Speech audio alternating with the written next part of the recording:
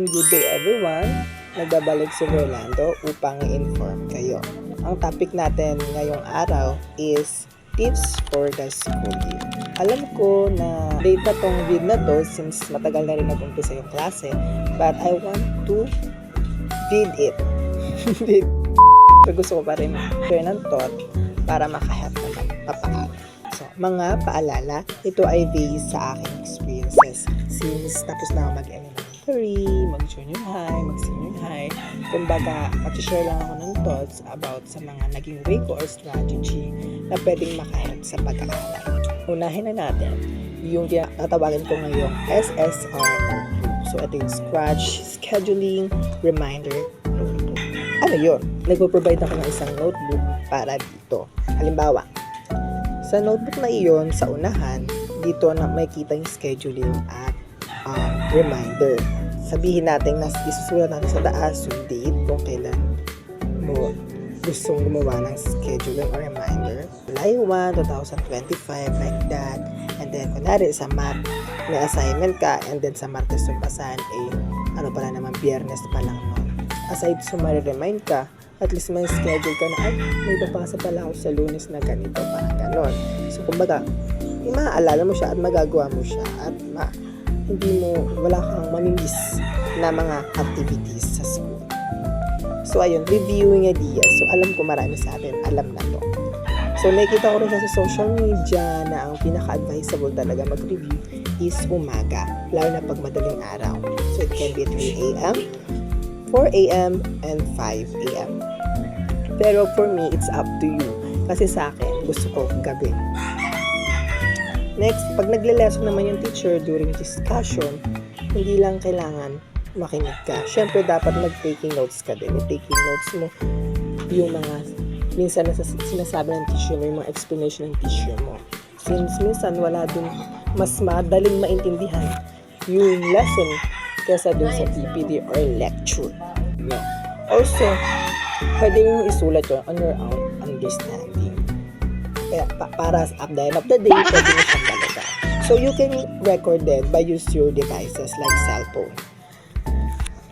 Di ba, may mga cellphone kasi na pag ni-record mo, kahit nakamatay siya, pwede mo siya i-record. So, kumbaga, narinig yung sasabi ng teacher mo, and then, kapag may nakalimutan ka or gusto mo pa pala lalong maintindihan, kasi di ba minsan sa dito talaga sa online mahirap talaga maano like mga terms, so dun pa lang mare-record mo na.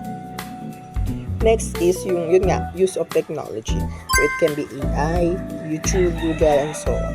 So bakit AI?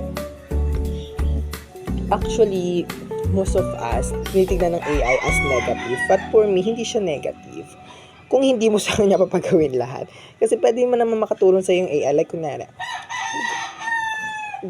pwede ka mag-ask kung paano gawin yung ganitong bagay, pero hindi mo sa kanya papasagutan ng grabe naman yun. Siya na yung sasagot.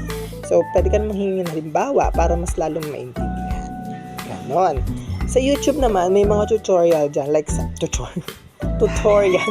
Basta meron dyang mga lesson na pwede mong makam up ulit or mas madagdagan pa yung informasyon about it if napakalalim talaga ng topic. May mga dyan sa YouTube. And of course, Google. So, actually, most of people ito yung ginagamit. Lalo na kapag nagre-research and so on, diba? So, next is yung healthy lifestyle. So, yung sleep. Alam ko, imposible talaga. Lalo na pag senior high ka. And I don't know lang sa college na hindi ka magpuyat, imposible since syempre kailangan may mga ganap talaga na kailangan mo ng effort, kaya minsan inaabot ka na ng gabing-gabi. So syempre wag mo pa rin kakalimutan bigyan yung rest yung mo kasi and through the years I realized na mas maganda kung may sapat kang tulog. Next, syempre yung kinakain mo and yung kiniinom. I mean, hindi naman masamang mag-coffee, magkape, paminsan-minsan. Next is, syempre, I advise din yung exercise. Hindi ko alam, pero feeling ko, may positive impact sa akin yung pag-exercise. Tuwing umalakas mag-exercise ako.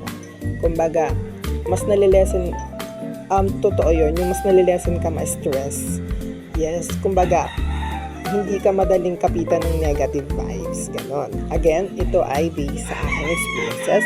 Kung may nakalimutan ako, pwede nyo i-comment dyan. And ayun, motivation for today's video. So, syempre, as a student, I want to pursue what you are into today. Syempre, gusto ko lang sabihin na kaya mo yan. Kasi kung kaya mo din. O, di ba, laging ganun. Ngayon lang yan, pero darating, may mga oras kasi na akala natin wala na, tapos na, tsaka, down na down tayo. Pero magugulat tayo na biglang magiging maganda yung ganap natin. Since nahihirapan ka, pero nakakabangon ka din. Pwedeng mapagod, pero bawal sumubok. Yun lang naman. So, ayun. Tada!